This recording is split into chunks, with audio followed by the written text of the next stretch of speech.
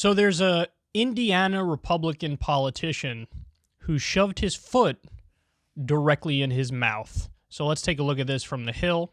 An Indiana Republican who last week said teachers should be, quote, impartial when teaching about Nazism and fascism is now backtracking from his comments. State Senator Scott Baldwin, during a state Senate committee hearing on Wednesday regarding a proposed bill that would prohibit divisive concepts in schools, said educators have gone too far when taking a position on Marxism, Nazism, and fascism, arguing that they, quote, need to be impartial. Marxism, Nazism, fascism, I have no problem with the education system providing instruction on the existence of those isms, said Baldwin, a co-writer of the bill, according to the Washington Post. I believe that we've gone too far when we take a position. We need to be impartial, he added. One day later, Baldwin walked back his comments in an email to the Indianapolis Star. He said he meant to express that educators should not be telling children what to think about politics. Quote, when I was drafting this bill, my intent with regard to political affiliation was to cover political parties within the legal American political system, Baldwin told the newspaper. Now that is quite a story. We go on to learn, he says, quote, in my comments during committee, I was thinking more about the big picture and trying to say that we should not tell kids what to think about politics. And understand that the whole genesis of this commentary was in response to concerns about Senate Bill 167. So that is a bill to prohibit teaching critical race theory. So this is a guy who's for prohibiting critical race theory. Now, hold on. You just said, hey, let's teach about everything, but just be impartial. Don't take a position. So if you were holding true to that logic, you would say, look, teach critical race theory as such. Teach it, but just don't take a position. Just teach everybody about the ideology of critical race theory, about what it constitutes. Teach what the original author's intent was when it comes to critical race theory. Just don't take a position pro or con.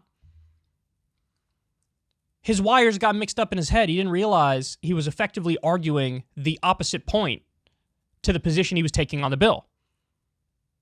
Because if you're in favor of, like, academic freedom, teach all this stuff, but be impartial, then that should also extend to critical race theory, right?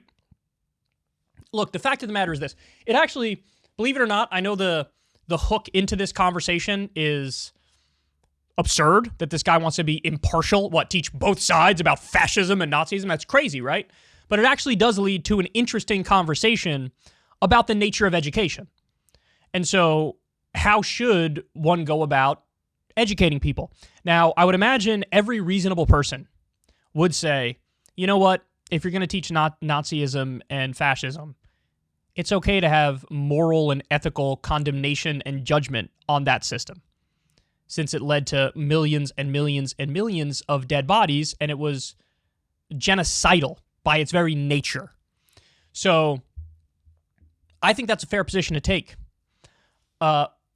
But I also think, in the same way I believe this about the media, by the way, I did a thing recently called The Myth of Unbiased Media. And the point I was making is, it applies here for teaching as well. Everybody's got a perspective. Everybody's got an ideology. You might not even know the ins and outs and the details of your ideology, but everybody's got an ideology. Everybody takes a position on stuff, and you fall somewhere on a political spectrum. Now, some political spectrums are more nuanced and intricate and complex than others, and maybe you say, hey, I'm fall more on this intricate spectrum in this weird place. Okay, whatever, but you fall somewhere on there. And so the real trick when it comes to both media and when it comes to being an educator, what would make the most sense is if everybody was just upfront with what their own perspective is. So you tell everybody, day one, you tell everybody, hey, look, here's roughly where I fall. And so that's the framework through which I view the world and I interpret the world.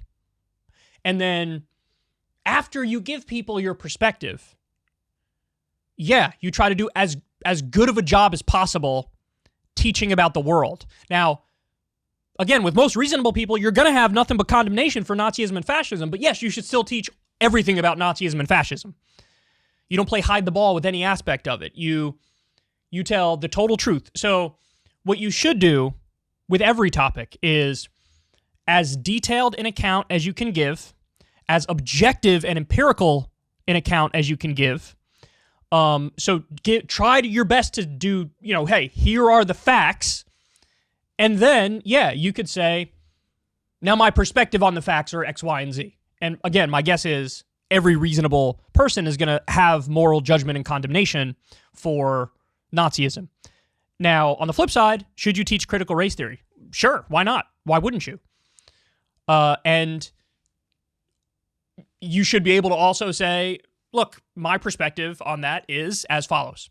As long as you give all the facts, all the information up front in as empirical a way as possible and as objective a way as possible, then there's no problem with saying, and my personal perspective on it is X, Y, and Z. That's the most honest way we do it. We could possibly do it. But nobody even really takes that position because there's this notion that, like, if you are either in the media or if you're a teacher, that you can't have opinions. But if everybody has an opinion, everybody has a framework. If you have the freedom to pick the topics, even just the topics you pick are going to be indicative of what your underlying philosophy are. Same thing with the media. You could say, no, I'm objective. I just give all the information and that's it.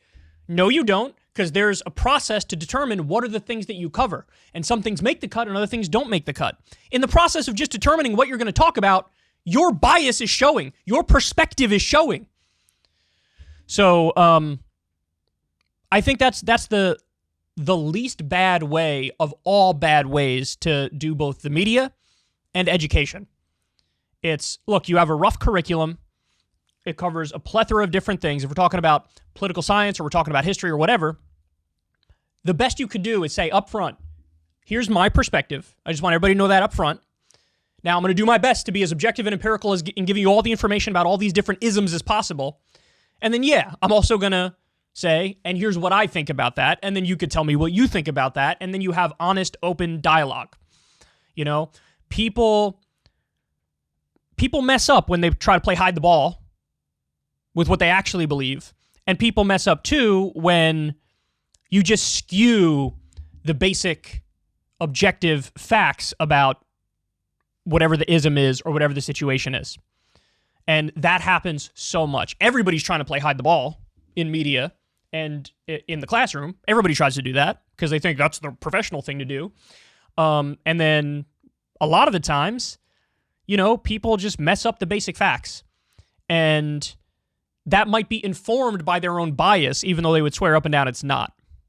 So listen, that's the best way and the most honest way and the most open way you can do education and you can do media.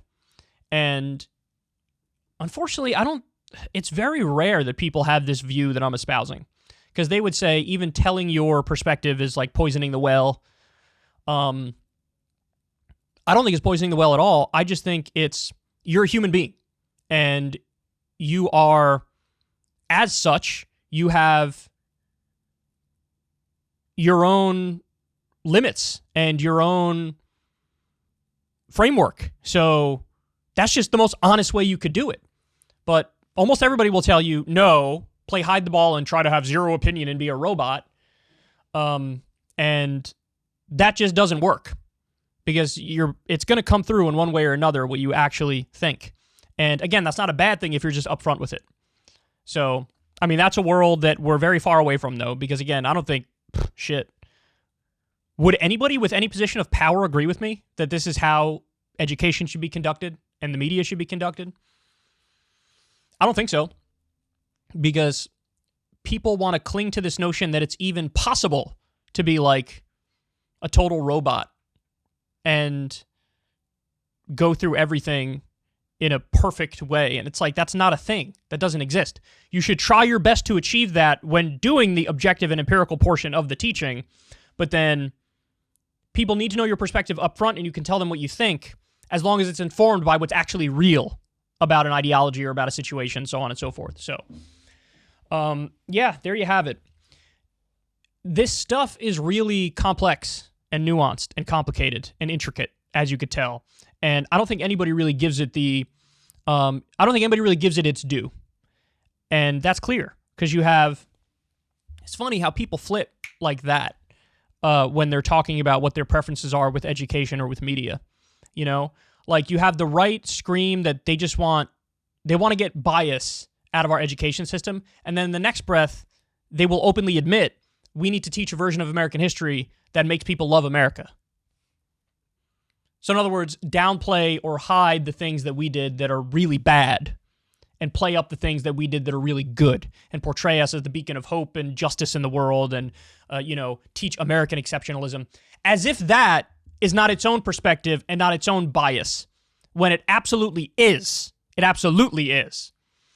So teach everything. Teach the good about America. Teach the bad about America. Teach all the different political ideologies. Teach critical race theory. Teach responses, intelligent academic responses to critical race theory. Teach it all. But try to be as clear and honest as possible when teaching that, and be upfront about your own perspective. So anyway, that's my breakdown on it. I don't know about you guys. I find this stuff fascinating. But yeah, it is. I mean, it's absurd, isn't it? Because the dude, in the same breath he's arguing against teaching critical race theory, he's also saying, look, teach everything. Teach all the isms. Teach fascism, communism, whatever. But be impartial about it. What? So be partial on critical race theory. Don't even teach it, but be impartial on Nazism? What? These people are confused, and they're a mess, and they flip their standard like it's nobody's business. But that's wild, isn't it? Thankfully, he backtracked. Look, the first day he said, everybody was like, did you just say be impartial about Nazis? What? And then he came out pretty quickly and was like, oh, God, I'm an idiot. Yeah, you are an idiot. You should have thought that through a lot more. That's for sure. If you want to see me and Crystal Ball interview legends like Noam Chomsky, Cornel West, and more, subscribe to Crystal Kyle and Friends on Substack. $5 a month gets you the video version a day early. Remember, we take 0 ad dollars for this podcast. Or you can sign up on Substack for free and get the audio version a day later. Link in the video description box below.